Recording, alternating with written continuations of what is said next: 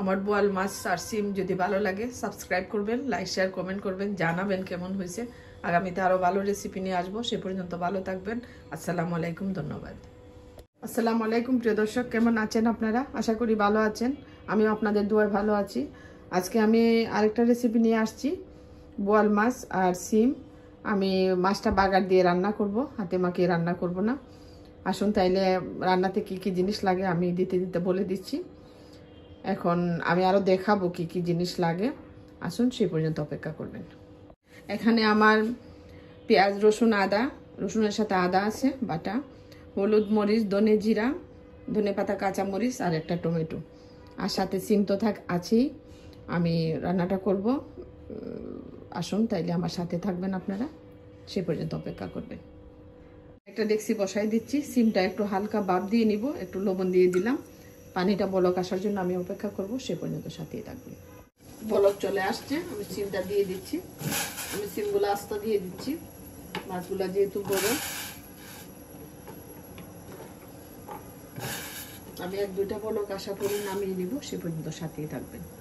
সিমটা যখন সবুজ সবুজ থাকবে তখনই নামিয়ে ফেলবেন, বোঝা যাবে যে হাফ হয়ে গেছে। এখন আমি নামিয়ে নিই, সে পর্যন্ত সাথেই থাকবে। ফোড়নের জন্য একটা তেজপাতা দিয়ে দিলাম। আমার তেলটা গরম হয়ে গেছে। আমি এখন পেঁয়াজ, রসুন, আদাটা দিয়ে দিলাম। আপনারা চাইলে কাঁচা পেঁয়াজও দিতে পারেন, কোনো সমস্যা নাই। আমি কাঁচা পেঁয়াজটা আবার পছন্দ করি না।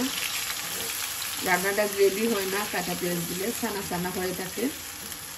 সেই জন্য আমি পেঁয়াজটা একটু বেটে দিই বা ব্লেন্ড করে দিই। দিয়ে দিলাম একটা টমেটোটা সাথে দিয়ে দিলাম হলুদ, মরিচ, ধনে জিরা আর একটু লবণ দিলাম, পরে দেখে দেওয়া যাবে। আমি মশলাটা ভালোভাবে কষিয়ে নিই, সে পর্যন্ত আমার সাথেই থাকবে। মশলাটা কষানো হয়ে গেছে, তেলটা উপরে চলে আসছে।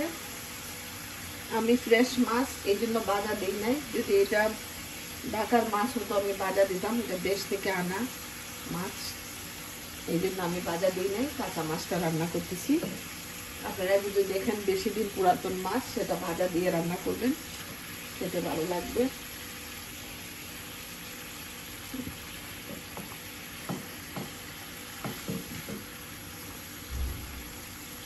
একটু কষিয়ে নেই, আমি ঢাকা দিয়ে দিব, সে পর্যন্ত আমার সাথেই থাকবেন। কি অবস্থা,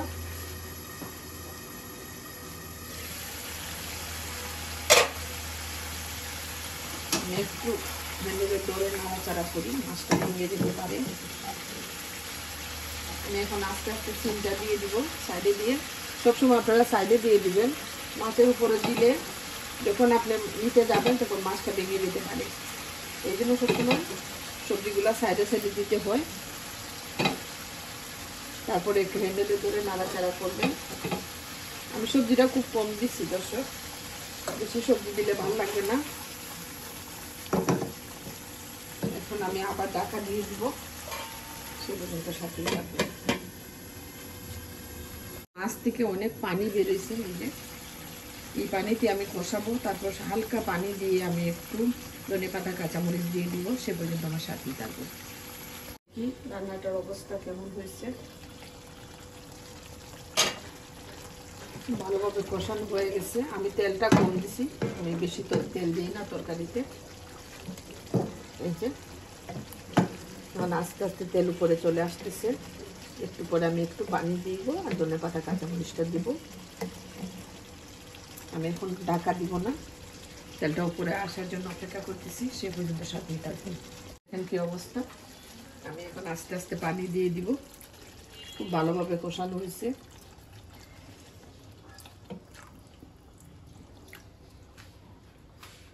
খুব বেশি দিব না।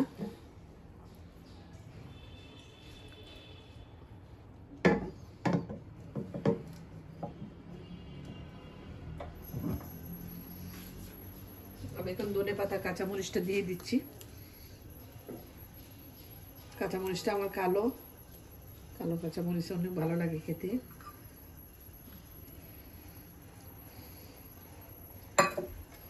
এখন আস্তে আস্তে জাল হোক, সে পর্যন্ত আমার সাথেই থাকবেন আপনারা। চুলাটা বন্ধ করে দিছি।